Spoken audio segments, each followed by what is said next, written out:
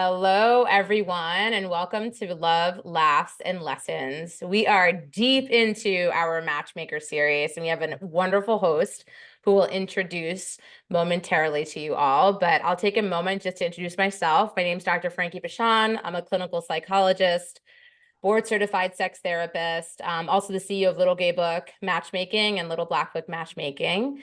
And you are listening to our weekly podcast where we talk about all the things. We talk about love, relationships, dating, sex, romance, all the good stuff. So I'm going to hand it over to my amazing co-host, who will introduce herself now. Hi, everyone. Glad to be back. My name is Denise Ray. I'm the Client Service Director and Matchmaker with Little Gay Book. And today we are super excited to have Elise Braunschweiger, a trailblazer in date coaching and matchmaking, particularly for the sapphic and queer community. Elise's journey began at Maclynn, a globally recognized psychology-driven matchmaking firm in New York. That was a mouthful, where she rapidly ascended to lead their US operations as head of matchmaking. While she has since embarked on her new venture, and I'm so excited for her to share that with us, she's founded Conscious Connections. Her ties with Maclynn remain super strong. She's still a valued team member.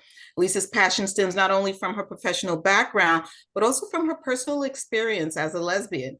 Recognizing the glaring void in representation and services for sapphic and women who love women, folks within the dating industry, she's dedicated herself to filling the gap. So through Conscious Connections, Elise focuses on the distinct challenges faced by queer women, from bi erasure to ongoing quest for a lesbian dating app that truly meets their needs.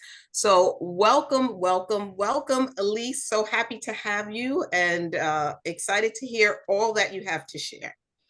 Thank you so much for what a lovely introduction that was. Oh my goodness. And I am so excited to be here and talking to both of you, two trailblazers yourselves, in founding Little Gay Book and doing the work that you have been for the past, I think, decade or so now, Dr. Frankie, is that right? Yeah, it's going into 16 years. Pretty crazy. Yeah. You guys are really such leaders in the community, so it's a joy to be here on your podcast. Oh, thank you. So how long have you been doing this? So I sort of fell backwards into matchmaking, and it's so funny because my professional evolution into matchmaking really coincided this personal journey I was also on in my own relationship and love life. And so in 2018, 2019, I was engaged to a man. I had a mortgage and a house in the suburbs. I was working with his family, really kind of living a life that just wasn't aligned with what I wanted for myself. And ultimately, after a couple of big pushes from the universe, decided to leave all of that, which was super scary. And so broke off my relationship, broke off my engagement, signed off the rights to my house, quit my job, and I moved out to New York City, where I was fortunate enough to be hired by my matchmaking company. And they really, really taught me so much of what I know today.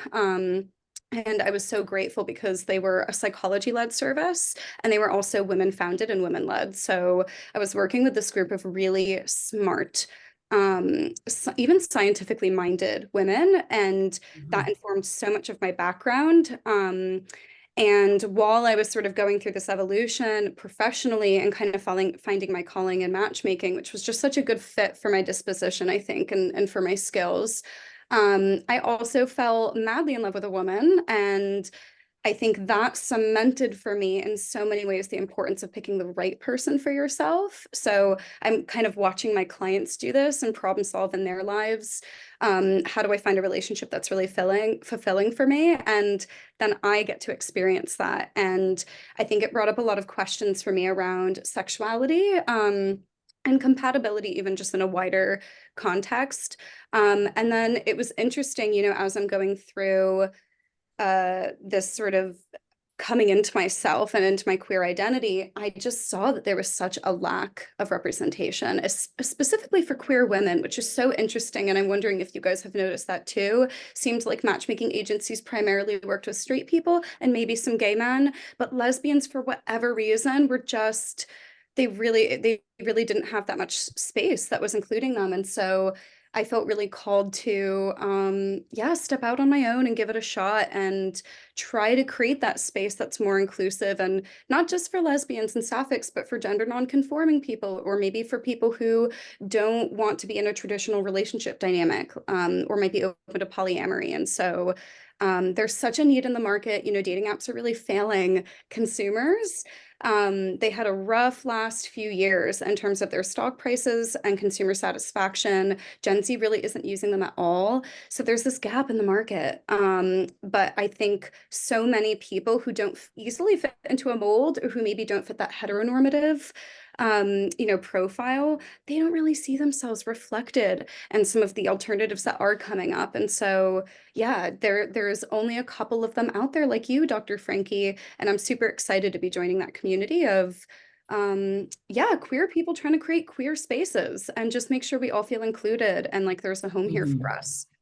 Yeah. Absolutely, absolutely. And I would say I'm going to say this, that Frankie was one of the first. And although you gave me credit, I would love to say I was with her from the start, but I was not. She did this all on her own.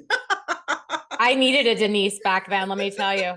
Yeah. Yeah, I bootstrapped this business by myself for, Yeah. I think, about a decade by myself. I mean, I had people helping throughout, but nobody full time really. And it's been such a blessing to finally have a team, because we can just do that much more.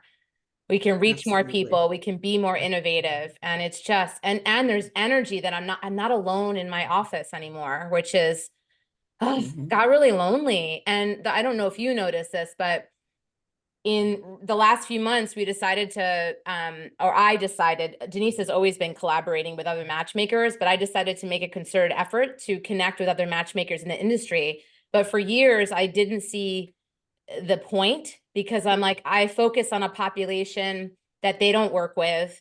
And I wasn't even thinking, oh, maybe I'll get referrals from them. It was more like, they're not going to really be working directly with lesbians and bi women or trans women. So let me just focus on doing, interacting, engaging with people that are actually like, queer. Yes. Anyway, so I wonder if you find, like, I go to these conferences and I'm like, oh my gosh, it's like I'm the only one there. There's like 100 matchmakers, and maybe there's one other person that came on the scene only a few years ago. So it's like two of us. So how do you feel about that? Yeah. I absolutely do think that there's just this gap. And what's also interesting is I think you're also queer, right, Dr. Frankie? I am. Yeah.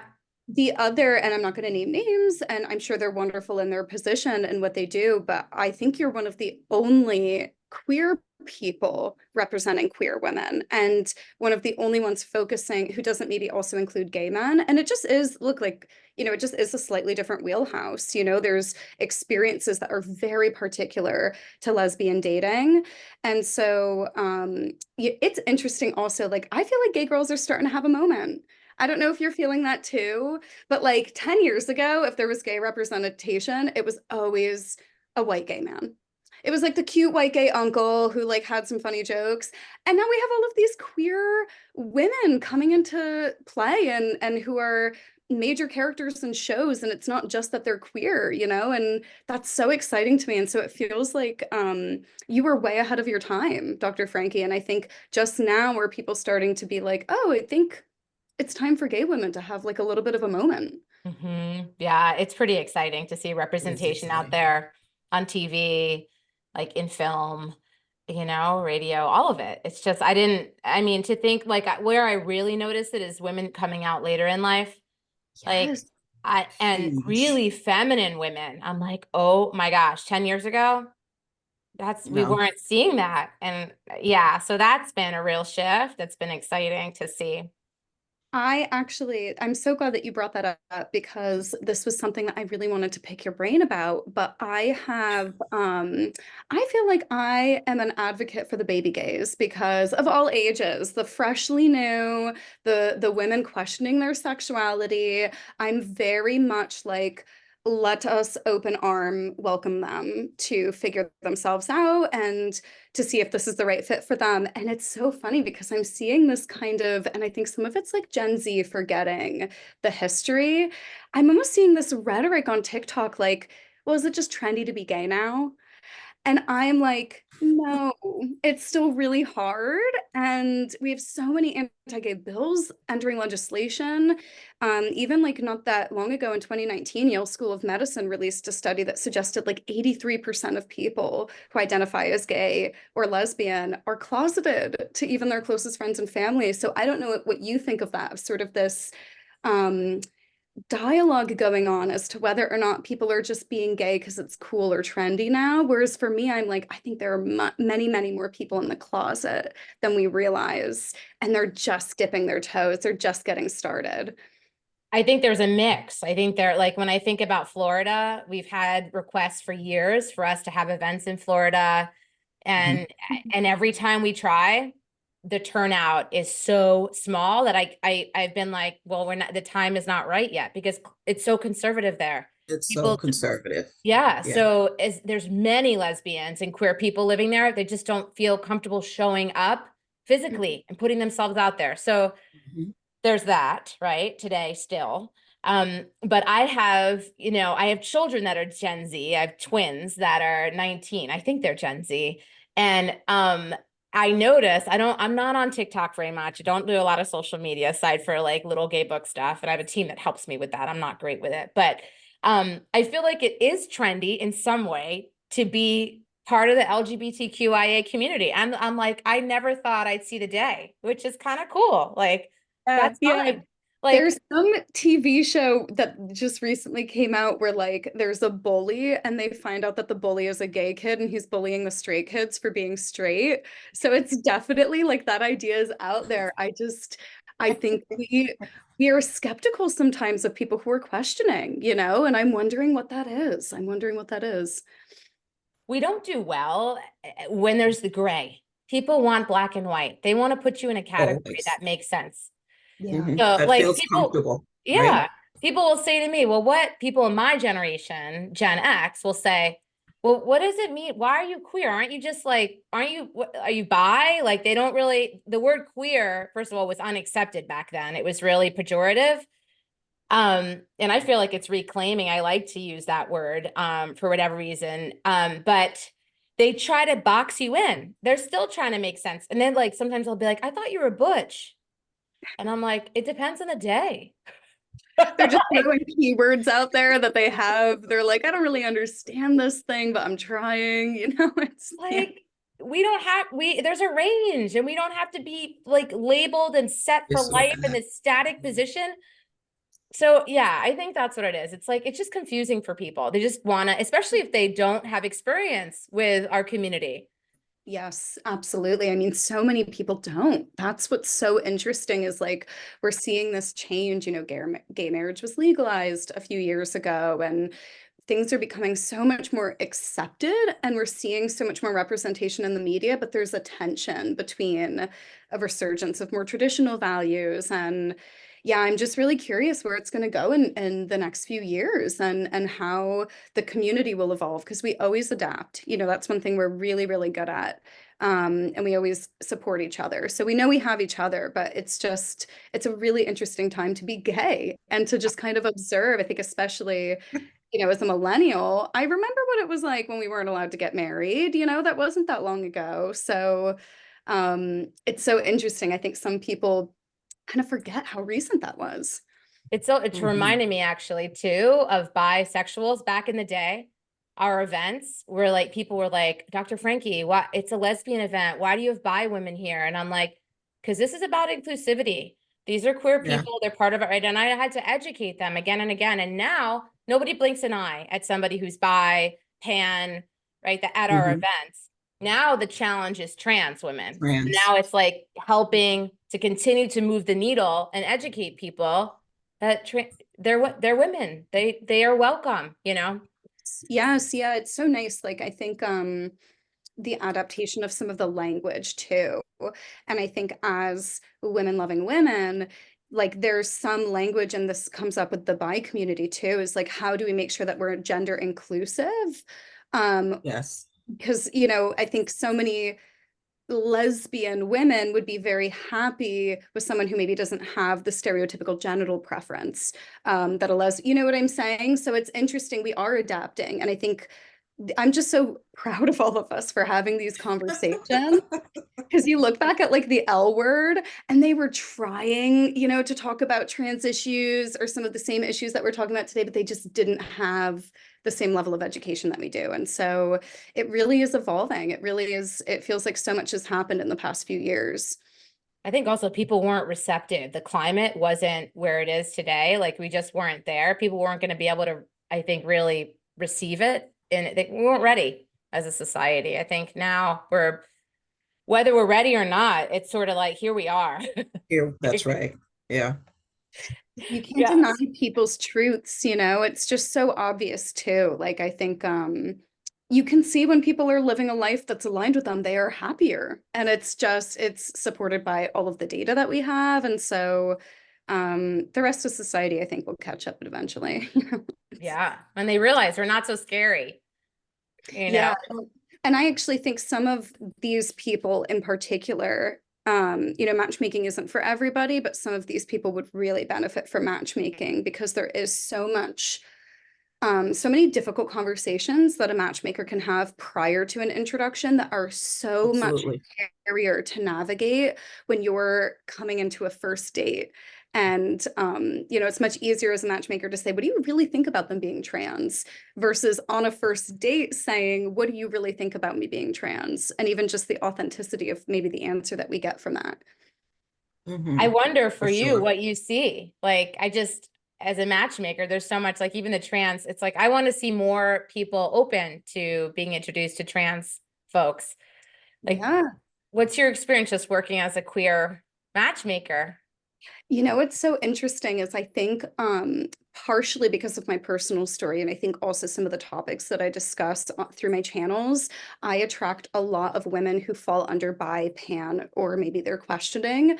And those people Mm. often are actually super happy to date someone who's trans because genders maybe not, it's not that it doesn't come into play, because obviously they do have maybe some preferences, but there might be a little bit more open-ended there. And so it's interesting, like, I think the trans community often feels like bi and pan people, like we have them because, you know, lesbians sometimes really have this thing with genital preference, which is really controversial in the queer community is how much is that, how much do we create space and understand that? And how much do we maybe try to educate and offer alternative perspectives? So I think it's interesting. I think a lot of the people that I work with may be more open to gender nonconforming individuals because they fall under more of that queer by pan umbrella. Mm-hmm. Mm-hmm. Mhm.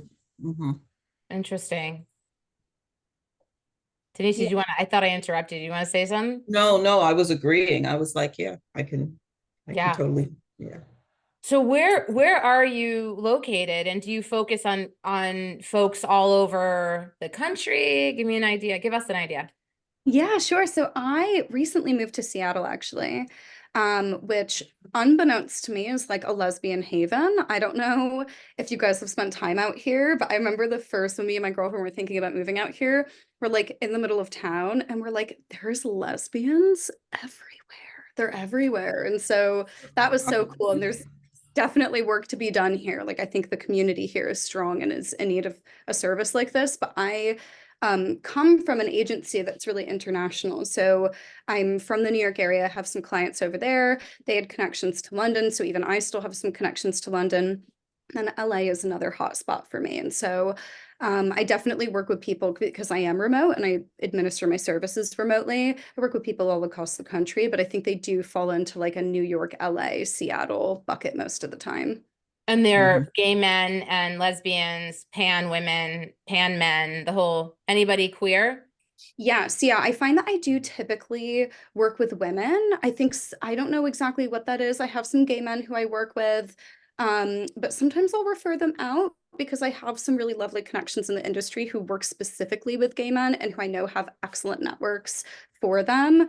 I think a big thing for me is tailoring my services to each client because so much of, like we talked about in the beginning, you know, so much of what I saw early on in my career was just these sort of people being put into boxes. And so I think I want to really allow for what kind of service can we structure that meets your individual needs.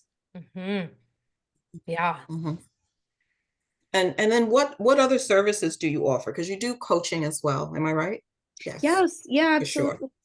Yeah, so Mhm. I do offer, I have a couple of different coaching programs. One of them is called Newly Out, and it's really specifically designed for people who are thinking that they may be queer and are sort of trying to redefine what a partner who's same-sex or gender non-conforming might look like. Because I don't know if either of you are bi or if you've dated men, but like your preferences can be very different. So if you've dated men your whole life and now you're exploring what would it look like to have a female partner, um, that's a really big question for a lot of my clients is, is the role I play in the relationship the same? Some of the values underlying the relationship might be similar, but how it's structured or how you show up, it might be very different. Mm-hmm. Mhm. Mhm. Yeah. So walk us through what that looks like, a little bit of how you guide people. Absolutely. So I think one of the first things that we do is we take a look at what their past experiences have been, because even if we're redefining some of that, I think there are always lessons that we can pull from your dating experiences. And I say this thing to my clients, like, don't let your heartbreak go to waste. Like there are always, always, always things that we can pull and apply and moving forward. So we begin with really creating like comprehensive understanding of how they were dating in the past, sort of what worked for them in relationships, big picture, and what's not working for them in relationships. And then really we work together to identify values in a potential partner, because I think especially when you're exploring your sexuality, it's good to think bigger picture. I think some of them get really hung up on like details, like, well, I don't know what kind of women I'm attracted to. And I'm like, we can get there, I think that will come with some exploration. And then we revamp their dating profile if that's what they want to do. I think most clients put themselves out on apps just because they're so accessible and prevalent. Um, and really just sit together as we explore what it looks like to engage with same-sex people. It's funny, I was talking to my mom about this the other day, and I was coaching a client who's 63 and just starting to date women for the first time, which is such a joy.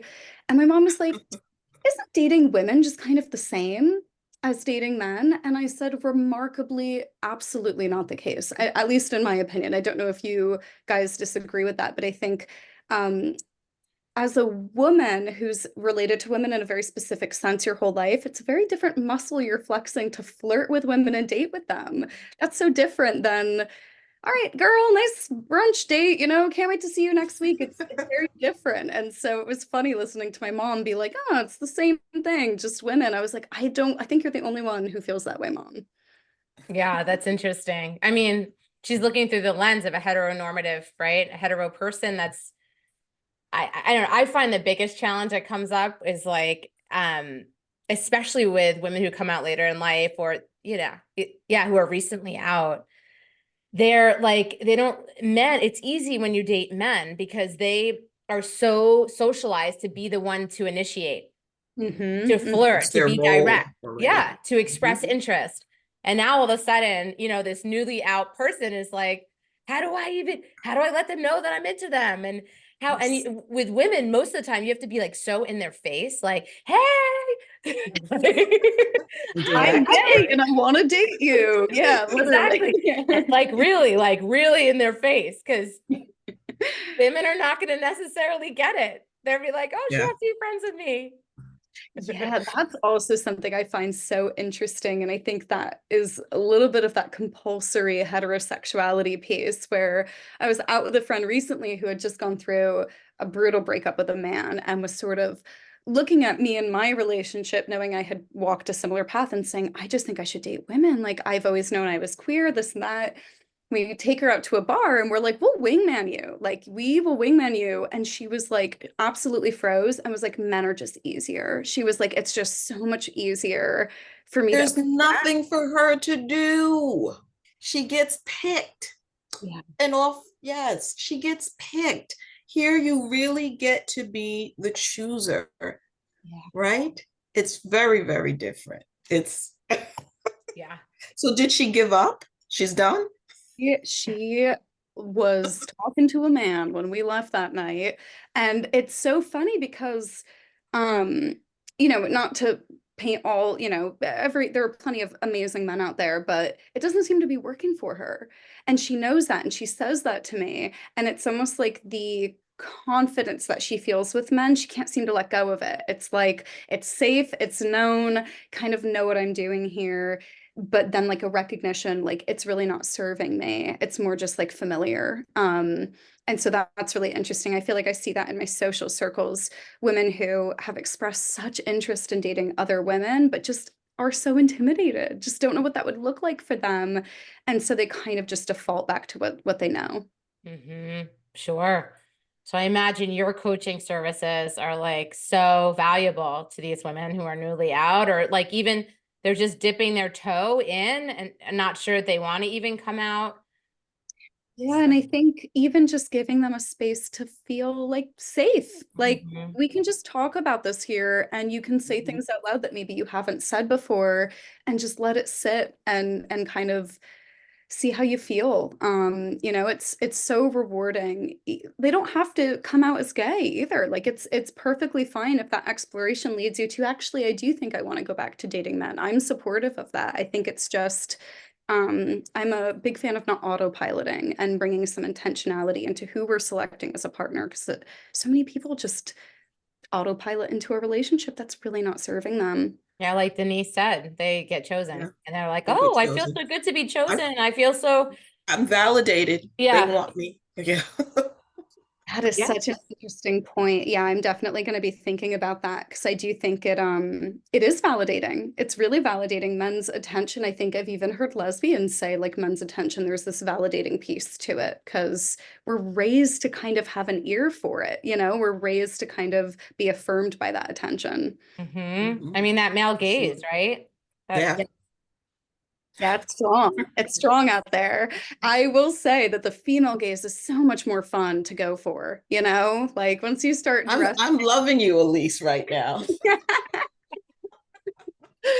Yeah, the female gaze, if you go for they've got a good Jeez. perspective for you to cater to. So yeah, give it a try, ladies, because man. So how do you work with clients in a matchmaking capacity, like for a year? What does a program look like? So usually I will start with like a 3 month, they'll sort of pay a retainer and then pay per match. I'm super selective with who I take on with matchmaking. I think I can be a little bit, I encourage people to maybe try date coaching first. One of the things that I see with matchmaking, because it can be such an amazing solution, but one thing that I think people get stuck on is thinking that it is going to solve all of their dating problems.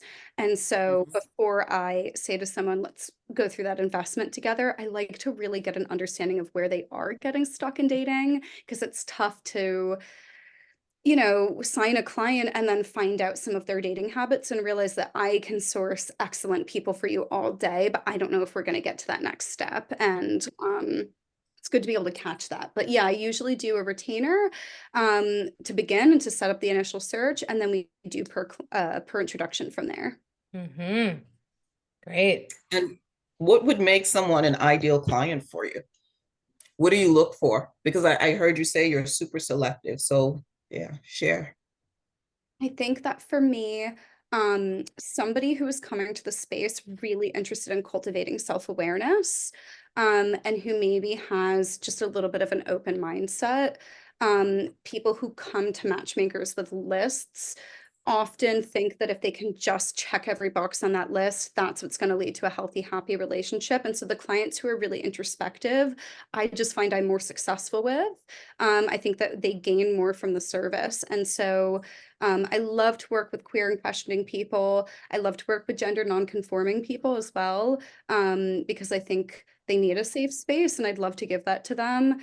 And yeah, just anybody who really possesses that ability to introspect and to sort of and who maybe has an interest in growth, who maybe is interested in, yes, I'd love to date, but I also would love to just learn more about myself. Mm-hmm. I think that piece, that last piece that you said, yes, but I want to just learn more about myself, is key for matchmaking, you know, across the board for people and for people finding relationships, right? Because it's the love that you're giving yourself, the way you understand yourself, that makes you such a great partner. And it's that same attitude that's going to make them a great client and a great fit. It's so easy to work with. Yeah, or easier to work with. Yes, and the more clarity we have on ourselves, the more you can instruct me on where to take the search. You know, the That's better right. you understand yourself, the better I'm going to understand who we should work as a team to focus on. Mhm. Yeah, that's so Yeah. key for folks who are listening to realize that we've all got work to do, and we've got to be open when we hire a professional to be receptive to whatever feedback or, insights they are able to share with us. Yeah. You often hear matchmakers say, I want to work with clients who are coachable, right? Because otherwise it's just you end up spinning your wheels, you put all this work into it, and the outcome is just it isn't as great. You're not as successful because you have to work as a team. I see my clients Yeah. as like they're part of the team. They're part of the Yes. team for sure. Mhm. And everywhere you go, there you are, right? So if you haven't done the work, no matter who we put you in front of, it, in some way it's going to get sabotaged. You're just not ready yet, you Mhm. know. No, I couldn't agree more. I just think it's such an asset to the matchmaker to have someone who's receptive to feedback. And I think the reality is that someone who has come to a matchmaker, what they're doing isn't working. And so I think it's really a combination of you're the expert on you. You always will be. We have to trust your judgment and you have to call the shots, but also like lean into the fact that you have this support and this resource and these expertise available to you. And I think open-mindedness only benefits us all, even Mhm. if you come away and you say, no, no, I was right. My gut told me I wasn't going to mesh with that person. That's fine. That's good for me to know. And maybe there are still lessons we can pull from that. Maybe there's something that that person said that you were like, ooh, actually, that kind of partner might be good for me. And so, yeah, I think being very closed-minded, it just doesn't tend to lead to success in my experience. Mhm. Do you show photos? I do show photos. I do. What are your guys? I know it's such a controversial thing in matchmaking. What do you guys think about it? Yeah. We Denise, you don't wanna show photos. Yeah, no, we I don't. love you for it. Honestly, I love you for it. You're doing such good, like, I think it's good for the clients. I do. And I think it demonstrates such trust and faith that they have in you. I love that philosophy. I've spoken with a number of matchmakers who've almost converted me. So Yeah. It's tough today because we're so used to most people are swiping and they're swiping based on photos. But it's a hindrance. It gets in the way. It's like they're making a quick decision based on a one-dimensional photo. So they're missing out on the person's energy, their vibe, the way, like just meeting them in their entirety, not just in this like static picture. So yeah, it's also asking a lot of clients too, right? To say, okay, you know what? I trust you. I'm gonna really give you the control, like full control of picking and choosing people for me. They want a different outcome. So yeah, but I have to commend them too, because it's not an easy decision to make. well, I'm sure that you have conversations with them about attraction. It's not like you're going in blind. It's not like you're tossing that to the side. Attraction's Yeah. important for so many people in a relationship. But I do think you're onto something where I just find that the impression we get from photos is just not accurate. There's clients I have worked with, when people reject them, I'm like, you've made a grave mistake. And I know her photo does not, you're not seeing it, but like just in my gut, I'm like, they're really missing out on someone. Yeah. Yeah, for sure. I And mean, vice more versa. more people, most people I can say, are better looking in person than they are in their photos. Most are not photogenic. And then a Right. smaller percentage are amazingly photogenic. So then you go on the date and you meet them and you're disappointed because they don't look as good as they do in their photos. So like Yeah. what? It just leads us in the It's wrong direction. all the time, all the Hmm. time. And then you build up this idea in your mind of who this person is because now you even have a picture. So the Yes. mystery is gone. And so now you've created an entire narrative about this person based on this photo. You can only be disappointed. Even if they're terrific looking, they're not going to be what you think, And you know? we project You're on photos. projecting. Oh my Exactly. goodness. The Yeah, the thing projection is huge. Listen, I may not be the most observant person, but the things that my clients will sometimes pull from a single photo, like I remember one time I sent a photo of a man in a tuxedo. He looked great. I was like, good job, Phil. This photo will get her. And then I send it over and she goes, the bed is not made. There's no chance. And then I cried silent matchmaker tears to myself because Phil was a lovely man. And it's hard, you know, sometimes people just have these ideas and it's hard to get them to see your side of things. Yeah. Yeah. I mean, that's like, how do you unsee? They're assuming that the guy's a slob. He didn't put any effort in, all sorts of assumptions. And That's right. That's it right. doesn't mean he's necessarily a slob. Maybe he's the neatest guy ever and it was an oversight that day. He had too much going on. Yeah, and it's almost self-protective. It's like I will find whatever information I can to make meaning out of so that I can protect myself if I see something that isn't gonna, you know, isn't maybe in line with what I have envisioned for myself. And I'm always just bummed by it because I think the clients who are most successful are the ones who take chances, are the ones who go, you know what, I don't know if I felt the spark, but I'm gonna give it another date. And That's right. those are the ones who really make it, is Yeah. just having like an openness. And that's exciting for us too, because we're like, we know that attraction can develop over time. And on the first date, people are nervous. They come in, they're not able to show fully who they are. They sometimes talk too much because they're nervous or they don't talk enough, you know? So it's exciting for us to, yeah. And it's also a client who's open and they believe that we're introducing this to them to somebody that's great, where there could be potential, and they're saying yes more than no is great. Yeah, no, that's such a good client setup. And it's so interesting too with attraction. One thing I always remind my clients too is like, attraction really doesn't give you that much information. There are so many attractive people who are terrible in bed, and there are so many attractive people who would make an awful partner. And just because he's 6'2", or you know, whatever the women or the men have in their head about what makes a hot partner, give it 6 months and that person might look totally different to you. And so it's better to focus on the qualities that, you know, if they're there, and the rest can fall into place, you're really in it for the long haul. That part is so hard to get across. Yeah. Right? That part. And everyone wants to say, I'm not superficial and it doesn't really matter. And these are my core values. But then they go on the date and they are giving you all of these excuses of why they're not with this person. And I'm like, hey, were you attracted? No. Okay. Is that like, you tell me the things that you liked? And they are naming all, we'll say that's enough. These great qualities about, and I like this, and I like, that's enough to go on a second date. But I don't feel like I could kiss them, or I don't feel like I want to, I didn't feel that stirring. I didn't feel romantic. Yeah. Or the fireworks. I didn't feel like, that excitement. And I couldn't visualize making out with them, like you said. And yeah, we have this, that's all romanticized too, because of television and film. We've been shown what it's supposed to look like when we're dating. It's supposed to, right off the bat, you're supposed to feel like you want to, you know, I would say throw on the hood of your car. It's like time stood still. It just cracks me up because if you track those moments and those people who have those moments and you go, oh, so did you marry them and you were super happy? No, they were terrible, actually. They just had they had a lot of charisma, you know, or whatever the case. Right. It's my ex. Well, it's your ex for a reason.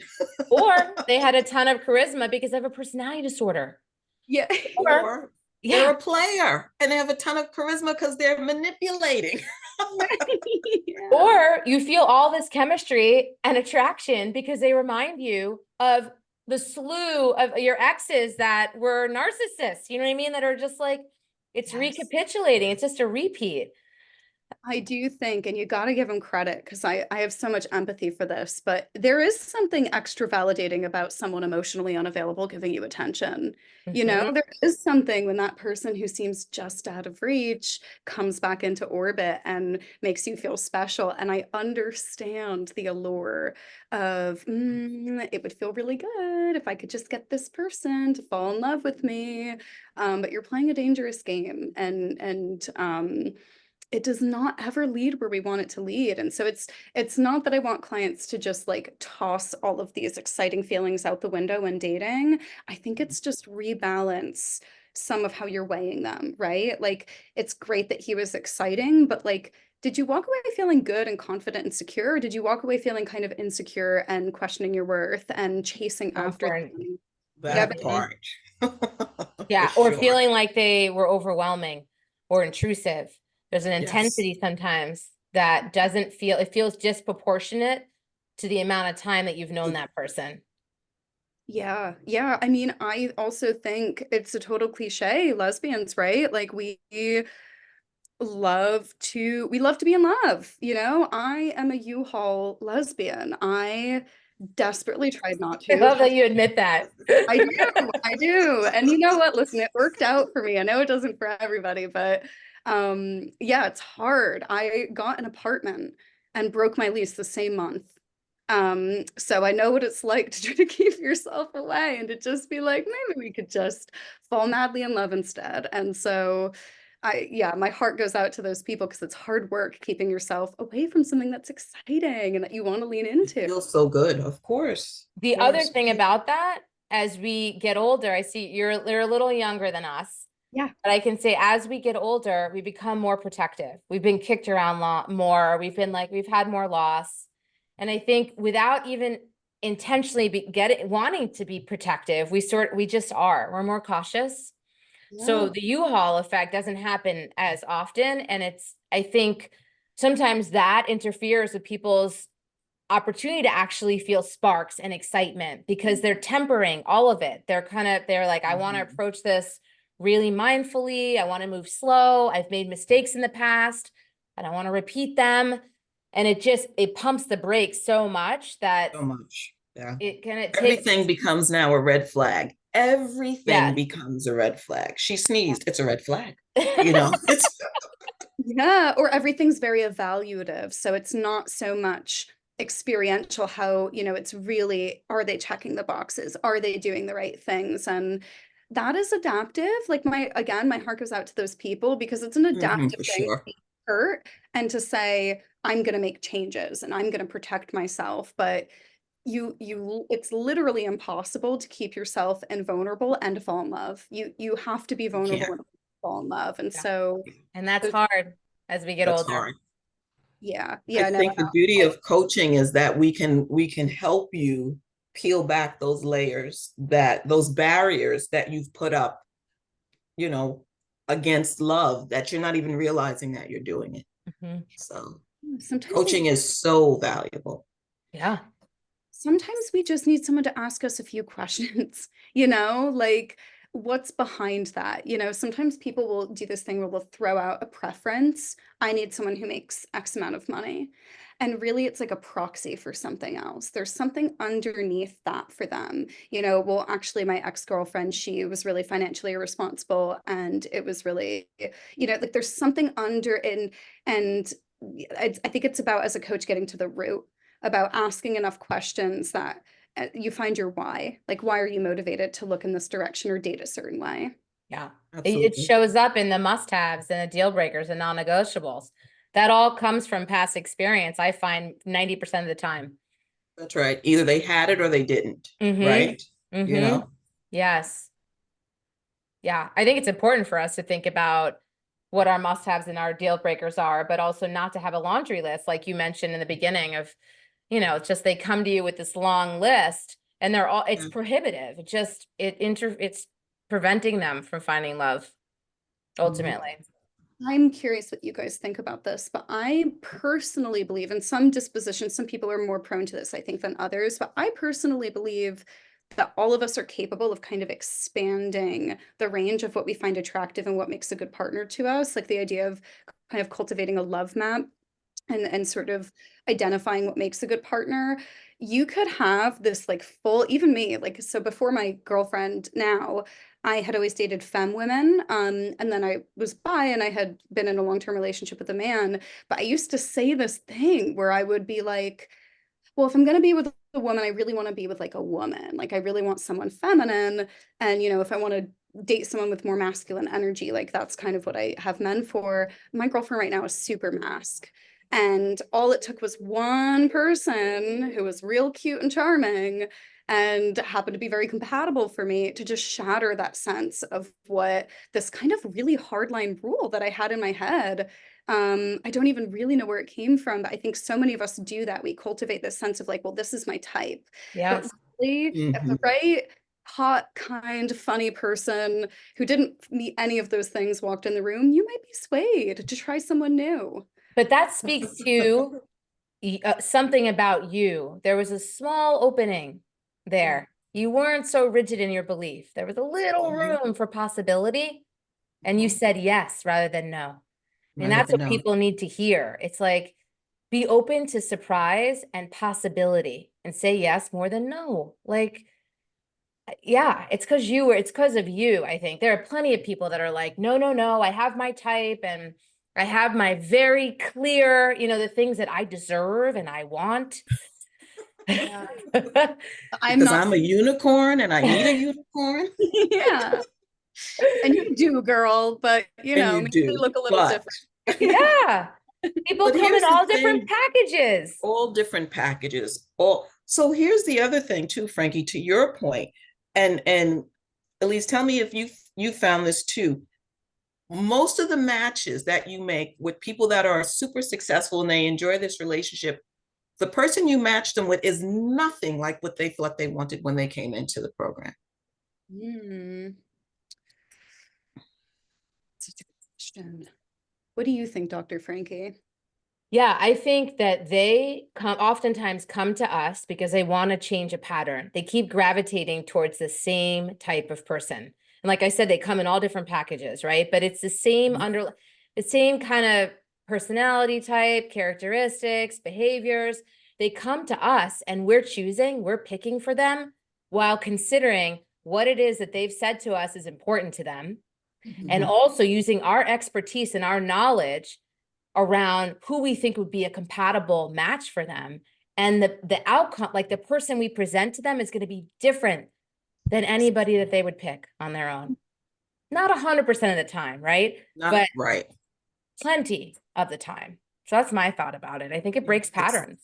It breaks patterns, gives them more opportunity, more and a safety, an area of safety where they can explore, right? Because when you're matchmaking, you have this kind of you feel safe, you feel secure, you know that if there's going to be someone else, so you date a little different, or I should say it a little different, we coach you to date differently, right? So there's not a desperation, there's not like this, it's one date and done. It's not, it shouldn't be like that. So I'm saying, so you have this safety around opening up to other opportunities. And these are with people that you may not have given a chance to before. No, I think that trust piece is so essential there. I think Piece. the relationship between the matchmaker and the client really needs to be one where like rapport and understanding is at the center. And you really, like you said, I'm your teammate and it's almost like I can't maybe wave a magic wand and find you your soulmate, but I can hop into the problem with you and I can give you tools and resources.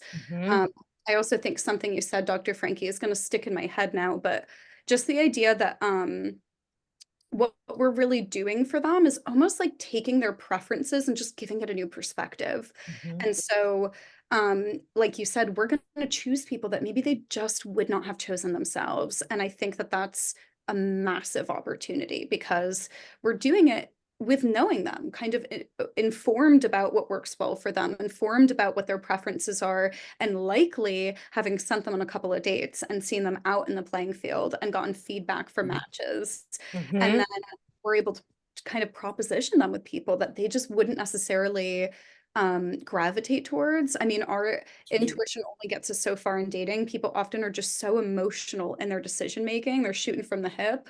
Having that outside perspective to kind of almost like filter the preferences and just give it a new perspective without all of that bias that we all bring from the past relationships we've had and past experiences. They're on autopilot. They are Sure. just doing what they do. It's unconscious. Those repeated patterns, those repeated like being drawn to the same type of person, they're not aware. It's automatic. So when they hand it over to us, it's like, it's so intentional. It's so, if you're really right, we're as matchmakers, we're really taking to heart what they're saying to us and looking, like when they say, I objectively, like I'm attracted to X, Y, and Z. I like brunettes. I like when they're describing, we take that seriously. We're looking for people that we think that they would be attracted to. They've stated this is the type of person they're attracted to. So there's a lot of us listening, right, as matchmakers, but also choosing differently for them. Giving them the something more, right? Totally. Yeah. Yeah. And one last thing that I think matchmakers offer their clients that is literally not found anywhere else is feedback. Mhm. I think more than almost anything in matchmaking, post-date feedback is you can't find it anywhere else. And the So fact invaluable. Oh my goodness, the fact that we're able to not only inform the client as to whether or not they should emotionally invest, whether or not they're safe to kind of take that next step and lean in and send that next text to follow up, we also get the opportunity as matchmakers to get the other side of the story, because so many times clients will walk away from dates, it wasn't a right fit. Our conversation fell flat. They didn't ask me any questions. And then we speak to the other person and we hear this totally other perspective that might really help us piece together where there are some missing links and why we're not getting to the next step, Absolutely. right? That's a huge part of why we're here is where are you getting stuck and how do we get over the hurdle? And you don't get date feedback. An objective third party is not going to call your Hinge date and say, what did you really think about her? No. And so That's right. there is a lot of Amazing. value there. Yeah. So That's much one of my value. favorite things too in that The process. feedback. I Oh thought it yeah. was, I love it too, but I think it's just because, like I always say, I'm so nosy. I'm just so, You're in I the right just want to industry. know everything. This is so fun. We're like totally going over. I probably got to wrap it up because we could talk about Yes. this endlessly because I can see we all really love what we do. It's like, yeah, it's a beautiful thing. What a gift. So, Elise, how can folks find you? Yes. So you guys can find me at Your Dating Co-Pilot on Instagram. And then my website is consciousneconnectionsdatecoaching.com. And please don't be scared to shoot me a message. I actually talk to people a lot in my DMs. And I love to hear from people about what kind of content or what kind of topics they're interested in learning more about. So if you guys hear this and something was really interesting to you and you want to hear more about it, don't be shy. Please send me a message. I would love to talk about things that my fellow queer community wants to hear about, because I think that's what I'm here for. Great. And do you have a blog too? I do have a blog. It's right on my website. You guys can check that out there. Sweet. All right. Elise, it was really, truly a pleasure. Absolutely. We have to do this Yeah. again. Yeah. And listeners, thank you. Thanks for tuning in. I hope you got lots of nuggets of information and we'll see you all next week. This is Hugs. Bye. Bye.